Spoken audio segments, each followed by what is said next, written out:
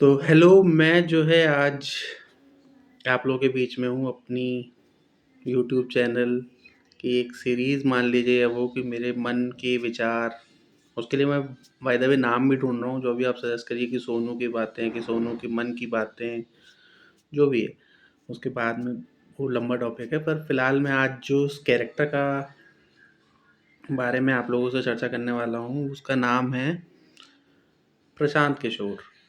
लगभग-लगभग सबने ये नाम सुना है और लगभग-लगभग जितने भी जानकार हैं, जो थोड़ा बहुत राजनीति से जुड़े हुए हैं, वो जानते भी हैं कि इसका इनका क्या काम है और वो क्या है। पर मेरे को ये लगता है कि मैं सबसे ज़्यादा जानता हूँ, या फिर जो 2, 4, 5, 10% लोगों को नहीं मालूम है, वो शायद मेरी वीडियो उनके फ़ीड पे आए और वो देखें, तो मुझे ऐसा लगता है कि मैं किसी काम आ पा रहा हूँ। और शायद मेरा चैनल मोनेटाइज़ हो जाए इन जानकारी से, एल्गोरिथम पकड़ ले और लोगों को अच्छा लगे, तो मैं एक वो कर रहा हूँ।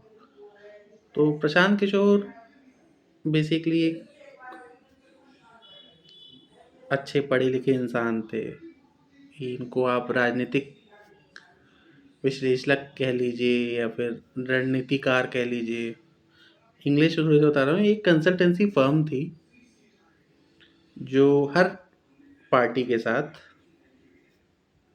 कोलैबोरेट करके, उनको अप्रोच करके उनकी एरिया में जाती थी या उनकी स्टेट में जाती थी या उनके देश में जाती थी और बताती थी कि आपको पीपीटी बना के अपने सारे डाटा रिकॉर्ड्स, उनकी पूरी टीम थी, वो सब बता के कि आपको इस जगह पे ये करना है। जैसे फॉर एग्जांपल कि आप किसी शहर का ले लीजिए कि आपके शहर में इतनी पॉपुलेशन है, उसके मेयर के वो लोग जाके मेयर से मिलें, अपनी टीम के बारे में बताएं, अपना सब कुछ बताएं और फिर मेयर से बताएं कि आपके शहर में इतनी पॉपुलेशन है, इस पॉपुलेशन में इस कास्ट के लोग हैं, इतने पॉवर्टी लाइन के ऊपर हैं, नीचे हैं, किसको क्या मुद्दे हैं, किससे ऐसा इन लोगों का वो रहता था कि ये सोचते थे, मतलब ये हेल्प करते थे किसी भी पार्टी के किसी भी लीडर को जीतने या हारने में, ऐसा ये लोग सोचते थे, सोचते हैं। ऐसा नहीं होता है, पार्टी के अपने कुछ वोटर्स रहते हैं जो कुछ भी होगा तो वो देंगे, पर इनके अंदर ये चीज़ का घमंड आ गया। प्रशांत किशोर पर्टिकुलरली जो कि हाईलाइटेड हैं और हाईलाइट रहेंगे, क्यों रहेंगे? दो कारणों से रहेंगे, क्योंकि ये बिहार की बहुत चर्चित सीट से चुनाव लड़ रहे हैं। इनको ऐसा लगने लगा कि जब मैं पार्टी को जिता सकता हूँ, सबसे पहले इन्होंने पीएम की पार्टी, जो अपने प्रधानमंत्री हैं बीजेपी 2014 में, उनके साथ काम किया और उनको जिताया, ऐसा इनको लगता है। तो इनके अंदर एक घमंड आ गया कि मैं जब जिता सकता हूँ तो मैं खुद क्यों नहीं जीत सकता। अब इन्होंने जो है अपनी सबसे पहले महत्वाकांक्षा के शिकार हो गए, या फिर कुछ भी कह लीजिए, अभिमान हो गया या फिर कुछ भी कह लीजिए आप, या वो मैं समझ नहीं पाए तो गलत बात है। जब आप इतने बड़े एनालिटिकल वो एनालिसिस करने वाले हो और वो सब करने वाले हो, तो आप नहीं समझ पाए तो आप कहीं ना कहीं फेल हो। तो इन्होंने सबसे पहले मोदी जी के साथ काम किया, फिर मोदी जी से ऐसा इंटरव्यूज़ के थ्रू बात चली कि जो है इन्होंने पीएमओ चलाने की बात रख दी। जब वो 2014 में सरकार बना के आए, तो इन्होंने बीजेपी के सामने वो रख दिया कि अब हम जो है पीएमओ मैं चलाऊँगा या फिर हमारी कंपनी चलाएगी। तो उन्होंने हाथ जोड़ लिया कि भैया आप ऐसा कैसे बोल सकते हैं, तो सोचना भी वो है। फिर उन्होंने उनके बाद ममता सरकार के साथ, अरविंद केजरीवाल के साथ, आम आदमी के साथ, टीएमसी के साथ और नीतीश कुमार की पार्टी के साथ, सबके साथ लगभग-लगभग काम किया और फिर इनको ऐसा लगने लगा, इनके अंदर इतना अहम आ गया, इतना ज़्यादा मतलब अपने आप को समझने लगे कि मैं किंग मेकर हूँ। किंग मेकर वर्ड यूज़ करने लगे अपने लिए।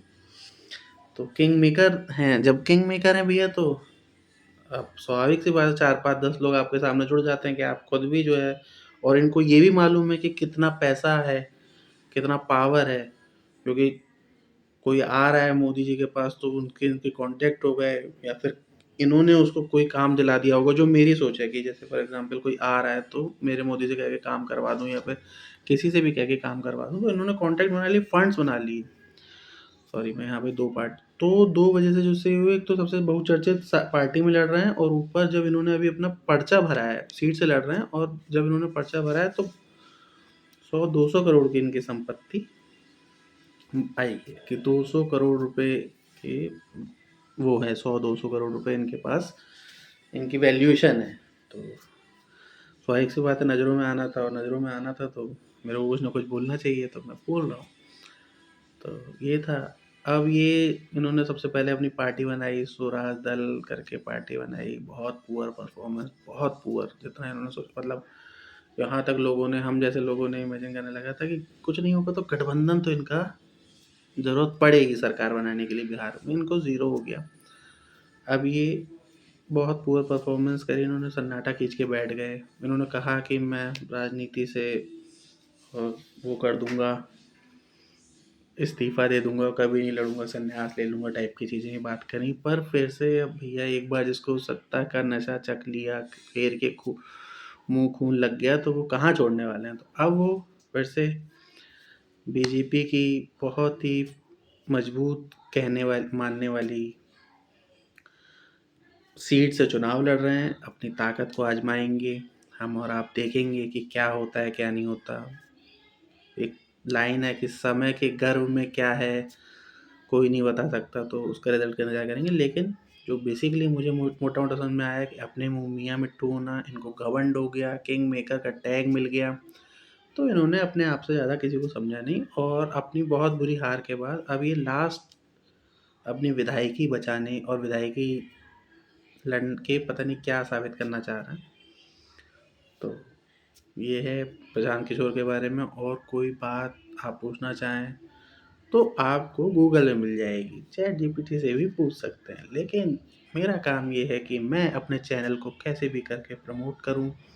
तो आप लोग को अगर 1% भी बात अच्छी लगी हो, या जानकारी मिली हो, या कुछ भी सही लगा हो, तो प्लीज़ लाइक करना, सब्सक्राइब करना, और ऑलरेडी सब्सक्राइबर हो तो 2-4-5 लोगों से सब्सक्राइब करवा देना।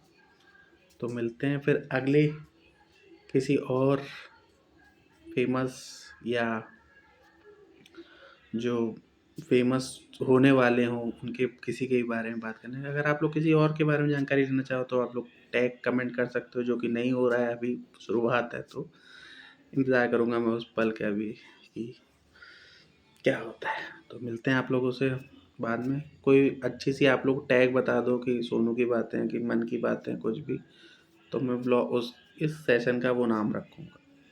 ठीक है, बाय, नमस्ते, वेरी गुड। सब लोग ठीक रहो, स्वस्थ रहो, मस्त रहो, बाय।